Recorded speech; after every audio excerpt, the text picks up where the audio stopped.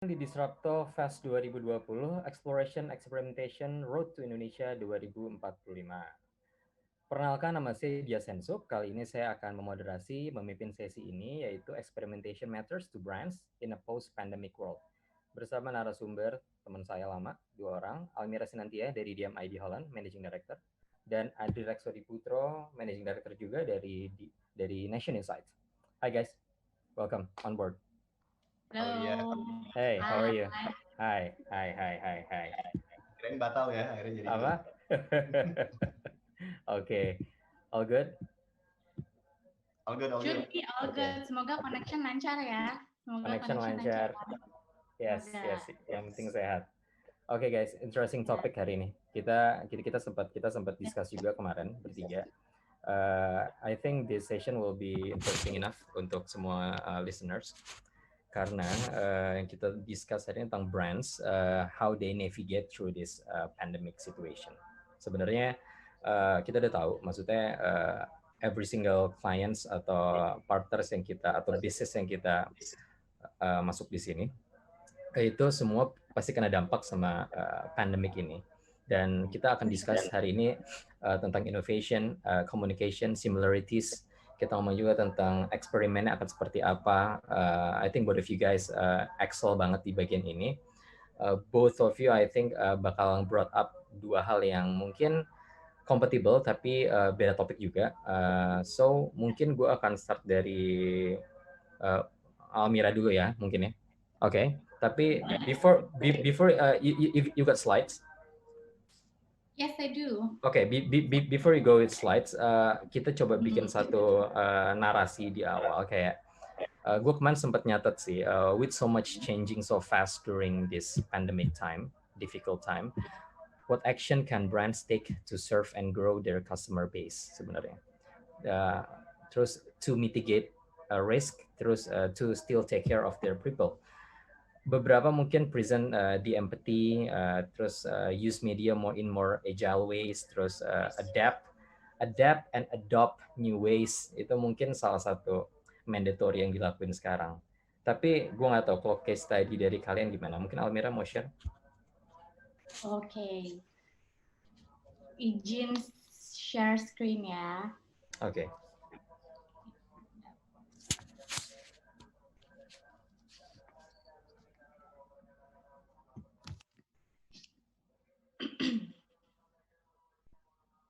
Sudah terlihat ya.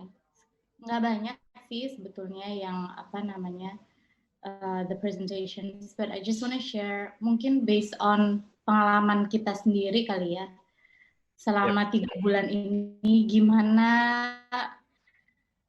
hidup ini rasanya betul-betul luar biasa, bolak-balik lah gitu. Almira, cut it first. Wait. Yes. Let the viewers know your background first.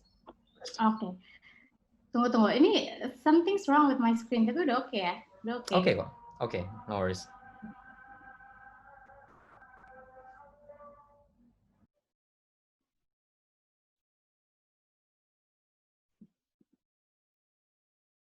Manakah dia?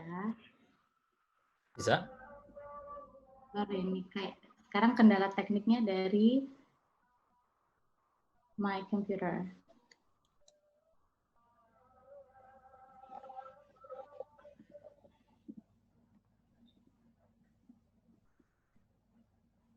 Okay, there you go. Okay. Gimana Almira? Okay, so my background ya. Yep. Gue dari mulai kuliah sampai dengan sekarang mungkin berkutat dengan desain. Dan sebelum kuliah pun, I live in a very well designed environment because my mom was actually also a designer. Jadi memang besar dan banyak melihat a good aesthetic things lah gitu. Nah tapi setelah selesai kuliah, I feel like design is not enough. It has to be bound together with a good business strategy. Sehingga apa yang kita lakukan itu menjadi problem solver. Nah di situ sebetulnya mulai ada love affair maybe with brand and branding. gimana sebetulnya menggabungkan antara ada insight, ada business objective, terus ada desain estetik gitu, semuanya diramu menjadi satu dan bisa menjadi not only a design solution tapi juga business solution for people gitu. Nah, kalau sekarang karena I work in DMID, a brand consultancy, so that solution is basically for our partners and our clients to make sure mereka punya business objective apa, kita bisa menjadi tools and vehicles buat ke sana gitu through branding, creating perceptions. Nah, creating perceptions-nya kan tentu based on the strength of the business itself gitu ya. Jadi it's not just making up stories, dan itu sebetulnya salah satu challenge terbesar selama I build brands gitu, making sure that the stories we're telling itu memang betul-betul the core strength of the brand itself and the business itself gitu. Apalagi di masa sekarang ya. Apalagi di masa sekarang, dan hanya kalau udah krisis kayak gini kita bicara, disinilah terlihat sebetulnya brand-brand yang mungkin masih bertahan gitu ya, bukan hanya punya resilience yang tinggi, tapi memang mereka-mereka ini adalah brand-brand yang memang sudah tahu kekuatan core-nya tuh apa, baik dari segi bisnisnya itu sendiri maupun dari segi gimana mereka menyampaikan their value and their positioning in the market, dan memang sudah selama ini building that positioning and communications and personality betul-betul according to themselves gitu ya, esensinya mereka. Nah, jadinya mulai nih ditanyain, penting nggak sih eksperimen di masa pandemik ini atau post pandemic lah? Kita sekarang kan ini bisa dibilang udah bukan di awal pandemik lagi nih, di tengah-tengah ya. We're hoping that it's gonna end soon, tapi really nobody knows. Ada vaksin apa enggak pun, does it work apa enggak, nobody knows gitu. Jadi mulai terpikir apa kita harus explore new things, eksperimen new things for us to survive gitu. Hal ini jujur aja pasti dari kita nggak pernah membayangkan ini akan terjadi di our lifetime gitu. Ada pandemik yang betul-betul merubah 180 derajat cara kita melakukan bisnis, cara kita berinteraksi. Dan sebetulnya bukan hanya brand strategi aja nih yang harus buru-buru kita relook nih, apakah kita udah masih sesuai, masih relevan, coba kita re-written lagi semuanya. It's not only that, it's basically our life juga being rewritten gitu. Our mindset langsung changing. Dan selama 3 bulan ini sih banyak yang gue sadari itu ternyata banyak comfort zone ya yang kita selama ini udah lalui gitu. Dan ternyata begitu dikasih challenge pandemic ini, betul-betul upside down. Although I'm not saying upside down-nya itu negatif ya, semuanya negatif enggak. Tapi betul-betul diputar. Dari mulai cara kita acquire business, dari cara kita managing the business, cara kita memandang bisnisnya itu sendiri, bahkan sampai ke personal life kita, semuanya mindset-nya itu betul-betul berubah. Dan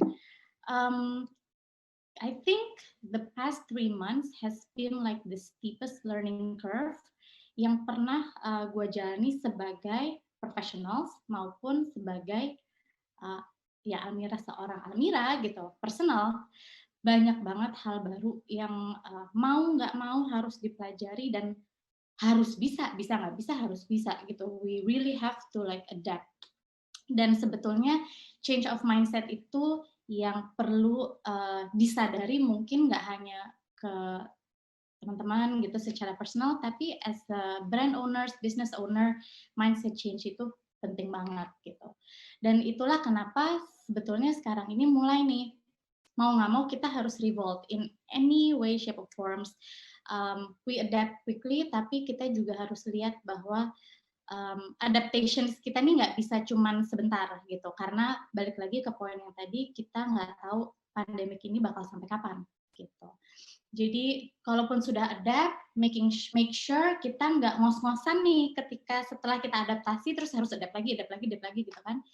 It start harus mulai planning gitu setelah adaptations, and then how to make it sustainable in business wise, in managing our our brand and managing our mindset juga as a person gitu kan, balancing through everything that's going on in our life.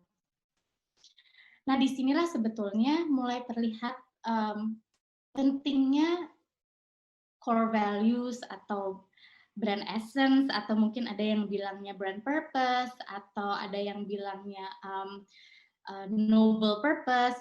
Those are the things for me, it's basically the same lah. Intinya it's really who you are and why you're doing this business, what your brand stands for. Kalau kita mau ngomongin personal branding, ya itu berarti it's who you are as a person. Di sini mulai terlihat brand-brand yang memang udah tahu kekuatan dia dan the reason why they're here gitu. Kalau yang biasanya itu tiru kanan tiru kiri, biasanya di masa pandemik ini udah rontok gitu. Atau misalkan nggak tahu sebetulnya core strength-nya mereka apa. Karena kalau secara bisnis udah pasti semuanya terimpact. Mau yang brandnya kuat sekalipun pasti secara bisnis ada yang terimpact. Nah, tapi disinilah sebetulnya kekuatan investasi dalam membangun brand kalau itu sudah kita lakukan dari dulu. Kita menjadi lebih resilient nih menghadapi going through this challenging time and pandemic gitu. Dan sebetulnya I always think that brand equals human, very similar gitu.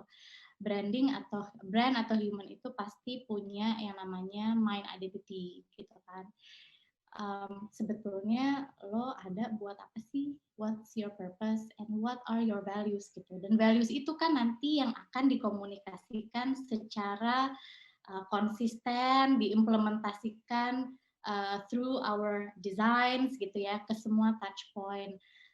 And then brand also have behavior identity gitu, gimana brand tersebut bersikap gitu dengan customer, dengan internal team, itu yang juga suka terlupakan tuh. Brand juga harus punya ways to communicate and strong values to their internal team gitu.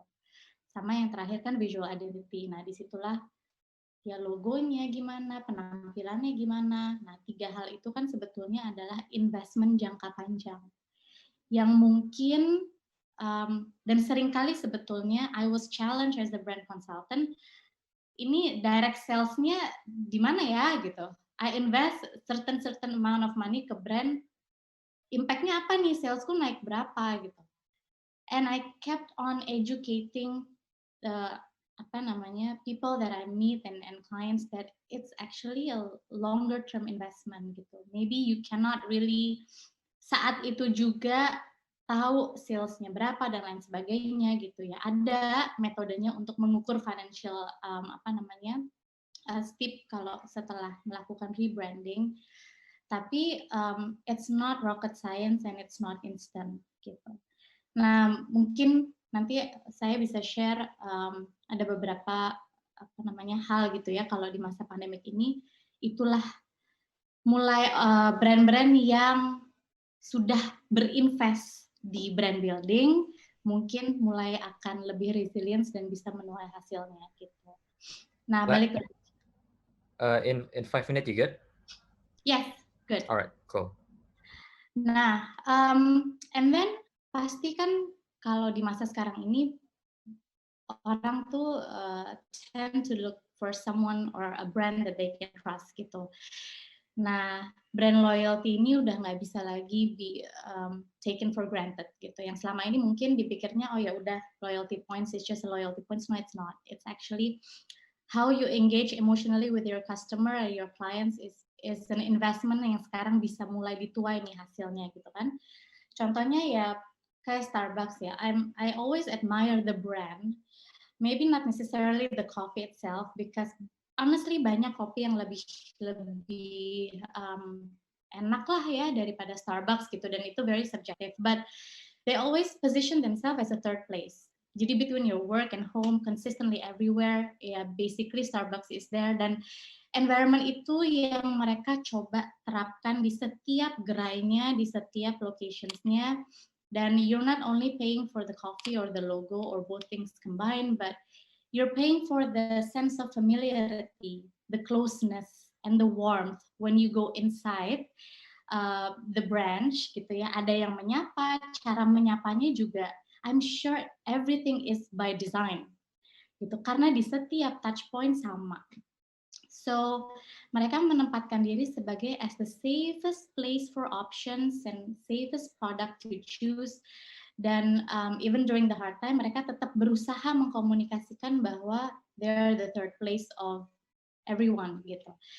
Mungkin yang nggak terlalu engage with the brand, nggak terlalu melihat lah gitu. Tapi bagi yang memang sering atau loyal with the brand, they feel even more engaged with the brand itself gitu. All those things, this is the things that they do. Cepat adapt quickly gitu kan. Yang ini memang semua harus dilakukan oleh all business owner. Tapi yang menarik itu adalah ketika mereka mau reopening, komunikasi yang mereka tampilkan itu betul-betul stay true to their essence, which is the third place gitu. Jadi untuk kamu yang suka sudut favoritmu ya, basically you're going back to your home gitu kan. Untuk yang rindu disapa ketika pulang ke rumah, quote and quote gitu, selamat datang. Dan untuk yang rindu barista, because when you're home you feel safe and secure. So even dari cara komunikasinya aja mereka tahu mereka punya esensi third place itu, and they don't move away from that. Apakah ini campaign yang betul-betul extraordinary? Personally, I don't think so, but it's really true to their brand, and dia betul-betul bisa membangun brand loyalty yang sudah diinvest dari dulu gitu. Nah, ini menjadi mudah dan sepertinya a breeze for Starbucks to come up with the communications like that, karena mereka udah punya strong foundations on who they are. Dan kalau misalkan kita memang belum paham nih strength kita apa, nah mungkin ini saatnya your brand invest in a good strategic branding, knowing who you are and how to build the customer or client's loyalty. And then aside from that, selama pandemic ini nanti I'm sure Adri akan mengupas lebih tuntas nih perihal communications that don't go on silent mode and don't hibernate, because people will leave you kalau kita malah menghilang di dunia ketika lagi pandemic seperti ini, dan making sure the content is very conversational because people need comfort. Nah, yang terakhir, just a quick on the explore and experimentations. Basically, is it needed? Sebetulnya kita yang penting harus mempelajari dulu nih behavior baru dan gimana dari kita segi bisnis dan brand tuh bisa adapt terhadap behavior baru ini kan, kayak remote work, shorter supply chain, social distancing, dan enhanced use of technology. So di sini sebetulnya hidup kita kemarin mungkin banyak berputar karena punya ide ini, punya ide itu banyak, tapi secara eksekusi semuanya harus berjalan bersamaan gitu, dan itu mungkin yang paling challenging. Harus ada speed, agility juga, flexibility juga. Dan kita bisa menggunakan teknologi sebetulnya salah satunya untuk bisa come up in the market. Gimana caranya supaya lebih memperkuat brand loyalty tadi dengan adanya a flawless and immersive customer experience ini. Making sure that all the people feel like now they're in control. Masa-masa sedih, masa-masa bingung kan sudah mulai lewat nih. Mereka butuh merasa mereka in control dan bisa bergerak cepat gitu.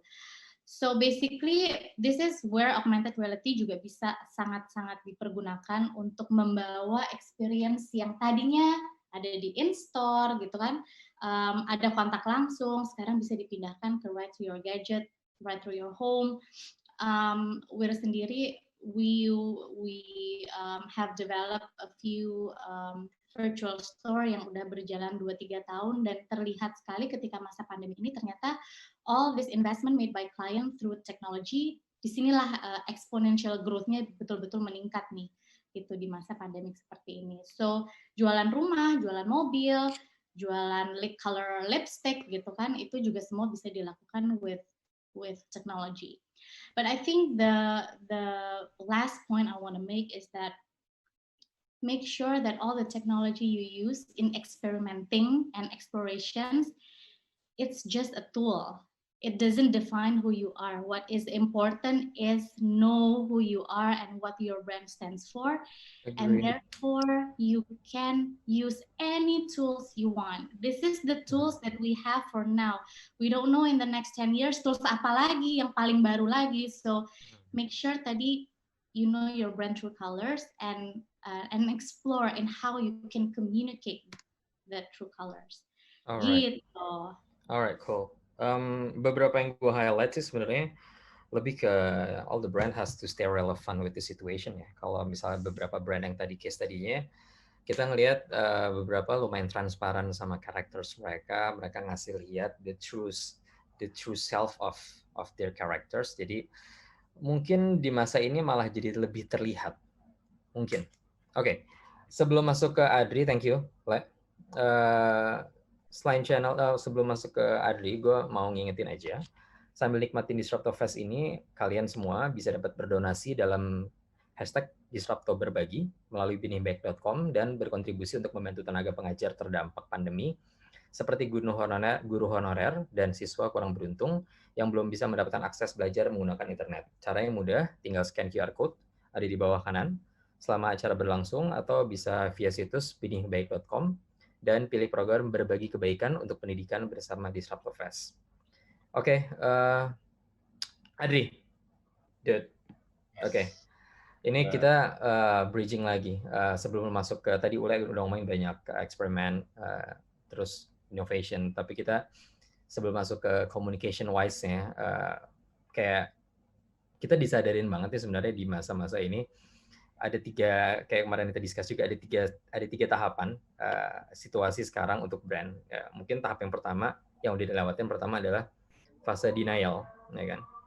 Fase denial, setelah itu fase yang kedua itu adapt with situation. Mereka bikin strategi yang baru berdasarkan situasi yang mereka alamin. Yang terakhir itu fase yang terakhir yang sekarang beberapa brand udah mulai ngalamin, yaitu adalah fase yang udah kecapean, udah tired, atau kita bisa bilang fasenya lagi protes mereka, karena urgensinya udah beda nih. Jadi kalau urgensinya beda, biasanya komunikasinya pun harus beda. Yep. Nah itu what you say about it. Bisa slide screen ya. Ya pas banget, gue akan share tentang kayak gimana beradaptasi itu di fase-fase yang berbeda ini ya, karena ini dinamis banget, jadi berubah terus gitu. Pasti. Oke, gue share screen dulu ya. Silakan. Kelihatan? All good. Yep. Start. You got 15 minutes, man. 15 minutes, ya udah. I'll do my best ya. Oke, good luck. Oke, selamat siang semuanya. Saya Adri dari Nation. Mungkin gue cerita dikit ya tentang Nation itu apa. Singkatnya, Nation ini adalah agency research kualitatif. Jadi yang kita lakukan adalah meneliti manusia dan meneliti budaya. Dan outputnya itu adalah menginspirasi strategi brand sampai konsep produk baru dan sebagainya. Jadi kalau Almira tadi emang jagonya branding dan dia paham banget soal implementasi, mungkin saya akan lebih banyak share dari perspektif insight, consumer insight, cultural insight, segala macam. Hari ini saya mau share perspektif saya tentang apa sih yang perlu dilakukan atau yang dipikirin sama brand dalam beradaptasi, dalam bereksperimentasi di masa COVID-19. Sebenarnya ya kayak si Dias bilang, ini sebenarnya evolve terus. Saya masih ingat pas baru mulai banget itu di bulan Maret kalau nggak salah ya, kita tuh belum yakin ini akan seberapa panjang dan dampaknya seberapa besar gitu. Waktu itu masih agak mikirnya mungkin lockdown 3 minggu habis itu back to normal kali ya. Tapi kayaknya setelah 4 bulan udah nggak bisa dipungkiri lagi bahwa emang dampak sosiokultural dari COVID-19 ini akan jangka panjang. Terutama di Indonesia di mana pemerintah emang kelihatannya memang cuma bisa lockdown secara moderat, sehingga kondisi kayak semi lockdown ini kayaknya akan agak berkepanjangan sampai ketemu vaksin. So memang udah bisa dipredik bahwa some changes will definitely happen. Nah, gimana sih kita memprediksi apa yang akan terjadi di masa depan? Nah, hal pertama yang bisa dilakukan adalah ngeliat ke masa lalu. Nah, saya coba mikirin krisis global yang terakhir yang dialamin sama modern brands itu, seingat saya 2008 ketika global financial crisis. Mungkin ada yang masih ingat di saat itu ada ekonomi dunia runtuh karena ulahnya beberapa bank-bank besar kayak Lehman Brothers. Dan di saat ini sebenarnya ada movement besar, ada semacam kebencian terhadap the 1%. Jadi orang itu secara simbolis memang marah dengan bank-bank dan orang kaya dan berkuasa, dan mereka semua ini menjadi simbol kerakusan. Jadi segala sesuatu yang berlebihan, yang opresif itu jadi bikin orang marah lah gitu. Dan sebenarnya nggak lama setelah itu, menariknya sentimen ini nggak hanya terjadi di masyarakat, tapi ternyata ada efeknya ke budaya pop juga. Jadi kalau misalnya kita lihat dunia desain setelah itu, secara umum memang ada pergeseran ke arah estetika minimalis. Jadi yang orang tadinya suka dengan hal-hal yang ornate, yang ornamental, yang mencolok, segala sesuatu yang subtle, yang clean itu mulai muncul banget, mulai menguat setelah 2008 ini.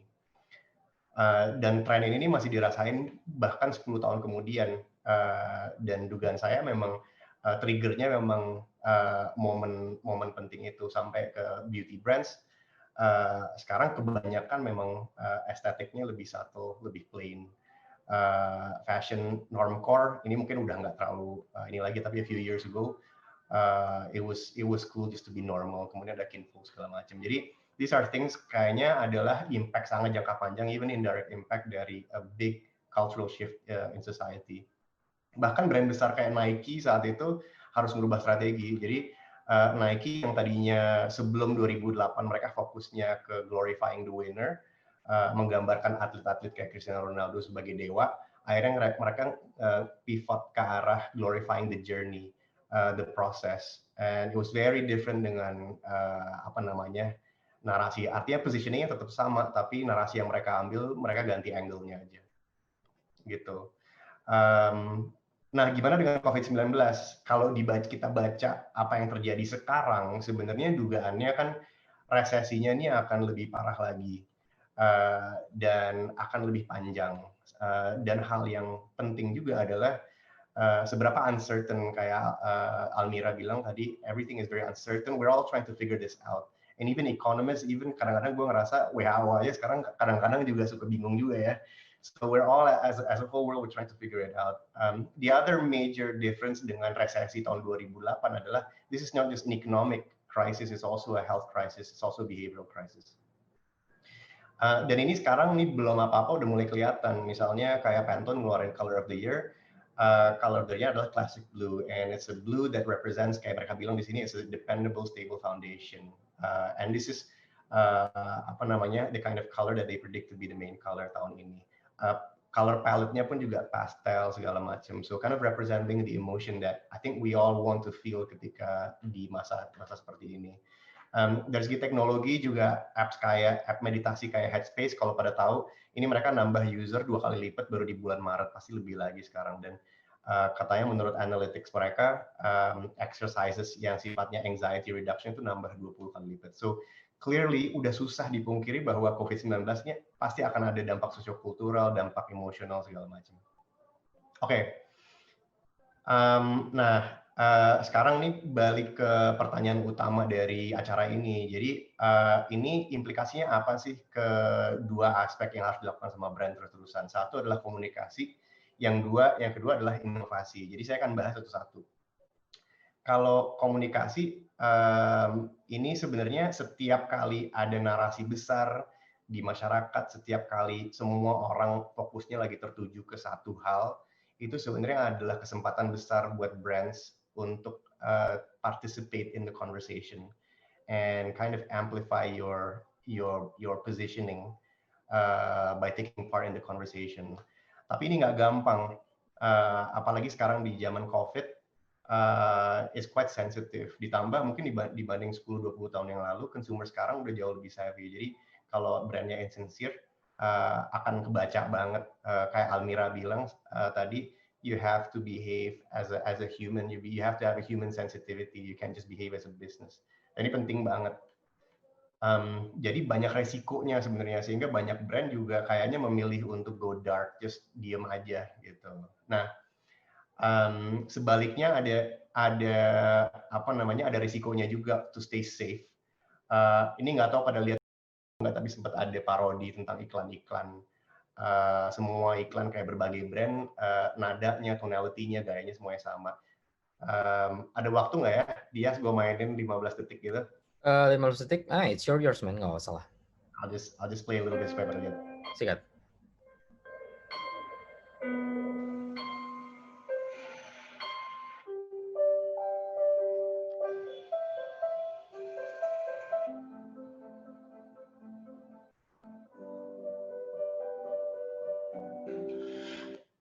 Anyway, so you get the idea. Jadi, dan ini gue lihat itu juga terjadi sih di Indonesia. Memang karena everybody was responding in the same way, dan karena everybody was being safe, keluarnya jadi kayak homogen aja semua. So there was no differentiation. Nah ini juga resiko. So on one side komunikasi ini agak sulit karena kalau misalnya kita being unsafe, it's risky karena you can be insensitive. Tapi if we're being too safe, then we're just gonna sound like everybody else gitu. So what's the solution? What should brands be doing? Yang pertama nih sebenarnya yang paling utama adalah mencari narasi yang align sama positioning brand tersebut. Dan sebenarnya di COVID-19 ini mungkin di bulan Maret, April semuanya tertuju pada narasi yang sama soal safety, soal fear segala macam. Tapi sebenarnya beriring dengan waktu sampai sekarang narasi-narasi yang muncul tuh banyak banget. There's about comfort, about strength, about optimism, about playfulness, experimentation segala macam. Jadi I guess what you need to do as a brand adalah reflect on your positioning, kemudian kita cari nih ada narasi apa aja sih di saat ini yang jadi conversation di masyarakat, dan kita pilih satu yang ownable.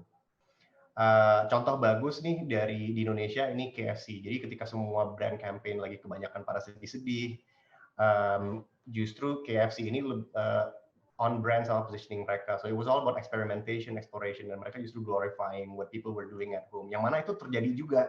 Jadi di saat kesedihan kita juga di rumah banyak bermain dengan makanan segala macam. And I thought that was a really smart take on an interesting narrative. Nah, ada juga mungkin saat itu ada narasi yang lagi dominan banget, yang emang mau nggak mau kita mesti partisipasi di narasi itu. Jadi ada sesuatu yang it would be a shame not to kayak take advantage of this big conversation yang terjadi di masyarakat. Nah, at the very least kita mesti cari tonality yang pas. Jadi addressing that narrative tapi dengan gaya kita. Contoh yang gue mau share di sini adalah Gojek saat itu. Kalau pada inget pas bulan Ramadan, sebenarnya conversation besarnya saat itu adalah bahaya mudik, resiko ibadah. Orang pada dibilangin jangan sholat berjamaah di masjid. Kan ini sensitif sebenarnya, kayak creating polemic. Interestingly, Gojek bisa mengangkat masalah sesensitif itu, tapi mereka tetap bisa tonality-nya tetap nyeleneh ala Gojek gitu. So ini adalah contoh di mana dia mengambil narasi utama, tapi tonality-nya disesuaikan dengan tonality dia, dan nyampainya juga nggak terlalu, maksudnya lucu-lucu aja. Oke. Sehingga the key takeouts for communicating ada dua. Yang pertama adalah be sensitive, don't be a profiteering brand. So if you're like a hand sanitizer, nggak usah pakai fear tactics lah. Because people will read through it, and then focus on real value, how you can really help people. Yang kedua adalah be authentic, go back to your positioning, cari narasi yang cocok, atau at least bersuara dengan tonality dan personality yang ownable. Oke. Terakhir saya akan share tentang inovasi. Nah, inovasi ini sebenarnya sangat tergantung ya dari apa yang lagi terjadi saat ini. Jadi kita bagi dua sebenarnya. Kalau di saat pandeminya ini lagi accelerating dan maybe on lockdown and it's very uncertain, things are changing very quickly. Inovasinya sifatnya adapting very quickly, and it's all about survival. It's not about kayak lofty ideas atau concepts. It's about surviving, resilience as a brand, as a company. Nah, cuman nanti akan ada kurva menurun where we're going back to a new normal lah gitu. Dan sebenarnya sifat dari inovasi ini beda banget sama sifat survival. Jadi saya akan bahas satu-satu. Jadi kalau di di masa quick innovation, rapid adaptation, yang dibutuhkan adalah quick insights. You need to have your finger on the pulse, know what's going on in society, all the changes, and then you need to react very, very quickly. Jadi inovasinya mungkin nggak sempurna, tapi banyak eksperimentasi and trial and error. Kalau yang long term itu kita nyebutnya foresight. Jadi foresight itu dalam artian kita nggak hanya mengobservasi yang terjadi sekarang, tapi mesti mulai membangun hipotesa, membayangkan senario-senario yang mungkin terjadi 6 bulan, 12 bulan mendatang. Dan sebenarnya proses desainnya itu, inovasinya adalah inovasi berdasarkan masa depan yang spekulatif ini.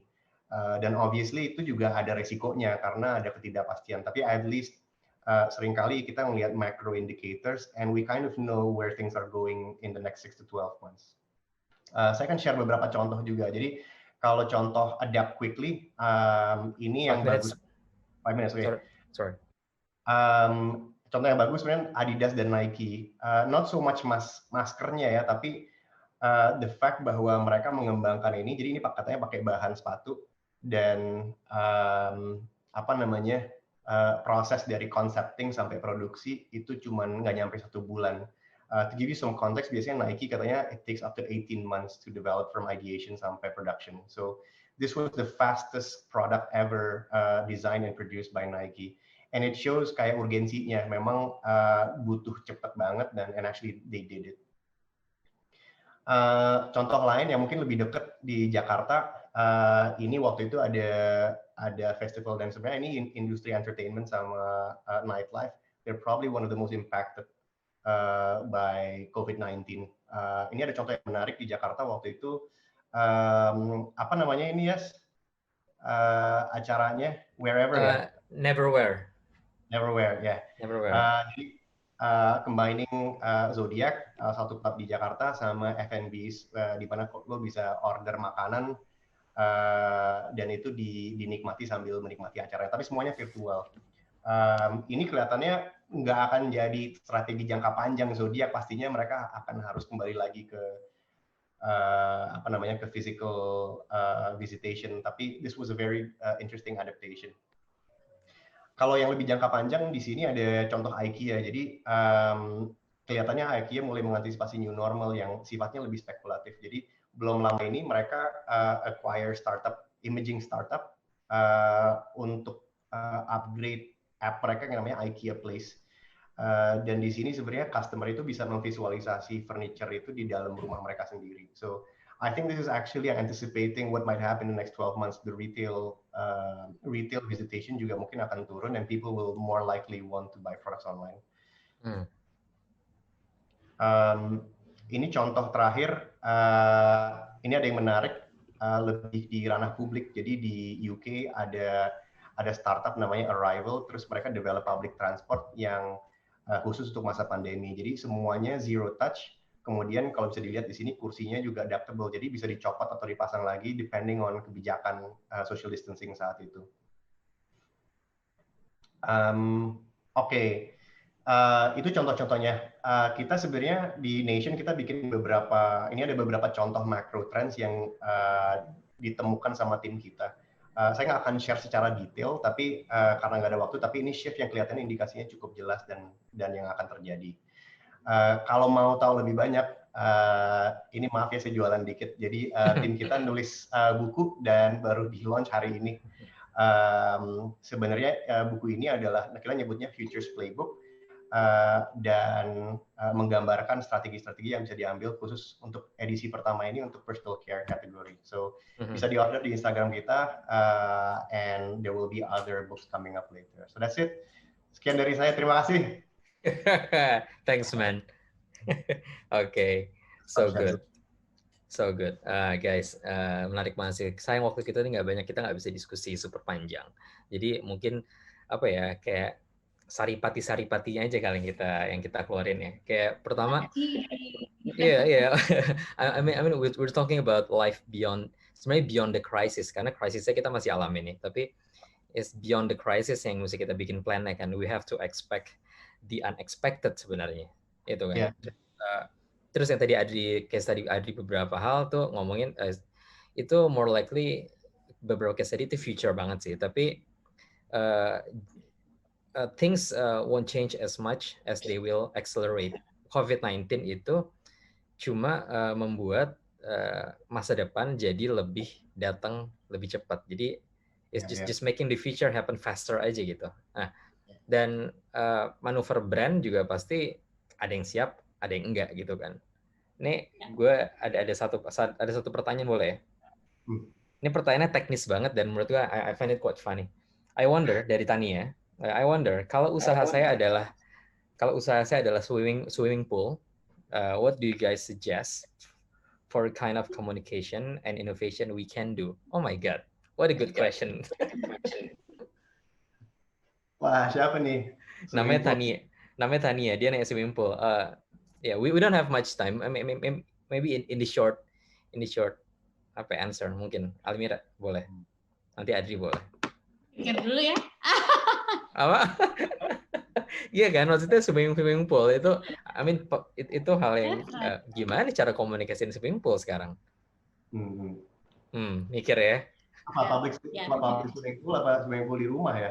I don't know. Coba kita kasih nomor telepon kita gimana? Let's talk ya. Kalau swimming pool apa ya? Memang challenging soalnya public swimming pool itu agak sulit. I guess if you look at what the tourism industry is doing adalah they are building up anticipation untuk nanti buka lagi. So voucher segala macam, tapi mereka almost kayak building up hype. Nanti pas udah boleh balik lagi tourism atau swimming, make sure bahwa you come to my place. I guess that's the best you can do kalau misalnya kayak destination tourism yang fisik gitu. It's hard sih. Like going to hotels, going to places, security measure itu udah menjadi hygiene factor sih, itu jadi komunikasi utama sebetulnya. Benar. Cuma dari segi bisnisnya sendiri, nah itu the brand has to be a translation of the business juga kan. Secara bisnis akan berubah, ada perubahan atau tidak secara infrastrukturnya mungkin atau apa. Sebenarnya ini relate juga ke, maksudnya swimming pool itu kan salah satu bentuk bisnis yang sifatnya physical experience banget ya, maksudnya hello hands on banget ke customer. But kalau misalnya beberapa brands atau produk yang strength mereka itu bukan di online, strength mereka emang adalah experience langsung gitu. Itu menurut kalian apa yang kejadian sama brand-brand yang tetap pertahanin experience langsung? Mungkin mereka sadar strength kita nggak di online dan kita sangat telat ketika masuk online, ekosistemnya belum siap, mentality mereka belum siap itu, dan semuanya belum siap dan mereka dipaksa untuk bisa. Itu gimana ya cara tergampang untuk mereka masuk? Cara tergampang adalah for me personally safety measure gitu, karena sampai sekarang masih yang namanya order tukang pijet aja masih mikir 1000 kali gitu kan, padahal udah butuh banget tuh. Tapi the more I see kalau ada memang brand-brand yang bisa lebih betul-betul mengkomunikasikan mereka sangat mengutamakan safety, then I will start to think about it gitu ya. Not even udah order gitu ya, tapi okay, I'll think about it, I'll sleep on it gitu.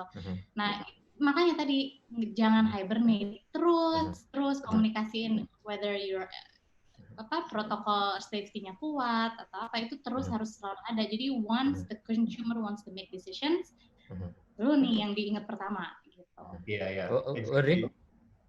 Ya sebenarnya gue sama kayak Almira sih, artinya a rebound will definitely happen. Kayak the question is not whether, tapi kapan nih reboundnya.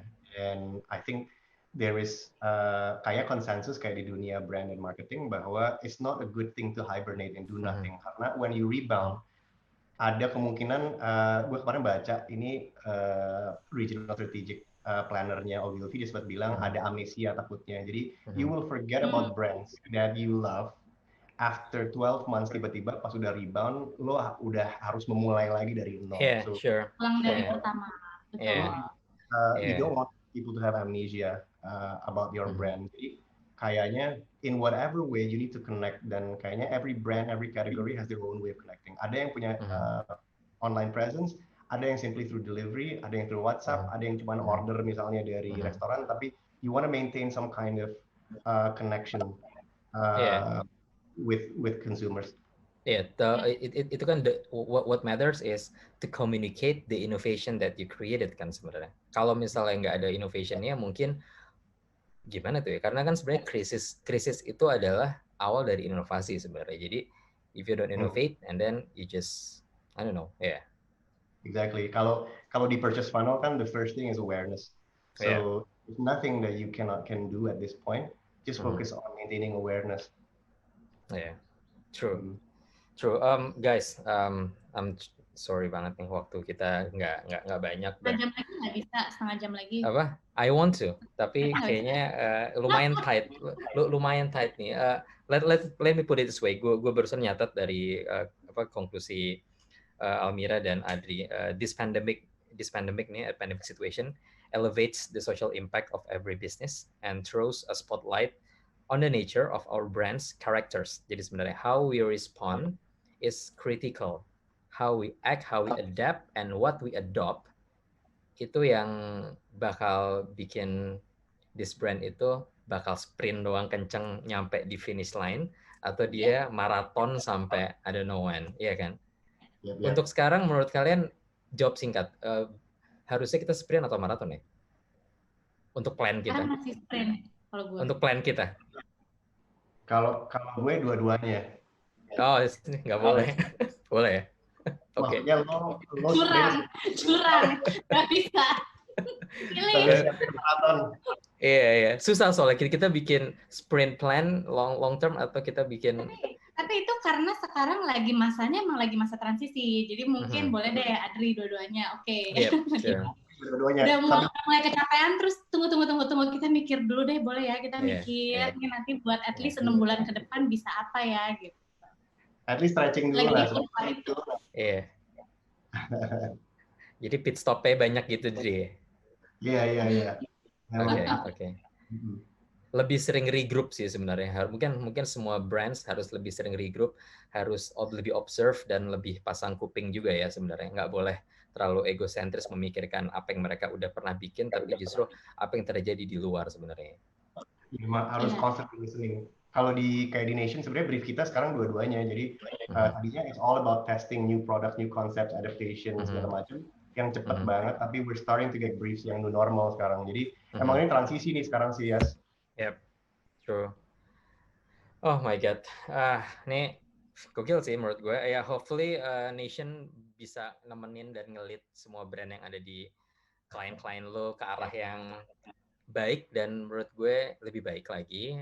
DMID juga selalu dengan semua klien, all your big clients, itu menurut gue penting banget sih, karena brand yang besar lebih kritikal, karena itu yang akan ada di surface di masyarakat, itu akan jadi contoh buat banyak orang. Alright guys, thank you banget Almira dari DMID, thank you Adri Reksadiputro dari Nation Insight, and all the stuff that you guys have in your team. Sudah nyempetin waktu untuk ngobrol-ngobrol sama gue. Salam untuk semua, sehat-sehat terus ya guys. Terima kasih juga kepada Video dan Cakap sebagai streaming partner, Benih Baik sebagai charity partner, serta pendukung acara lainnya, Sampurna University sebagai presenting partner untuk channel bisnis dan lifestyle, Merck, Inika Energi, Petrosia, British Council, dan Plus Jakarta. Terima kasih semuanya udah nyaksiin seksi kali ini. Jangan lupa untuk cek channel lain, karena masih banyak kemeriahan di Disrupto Fest 2020 selama 2 hari ini. Saya Dias Hensuk, undur diri dulu. Sampai jumpa. Terima kasih Adri. Terima kasih Almira.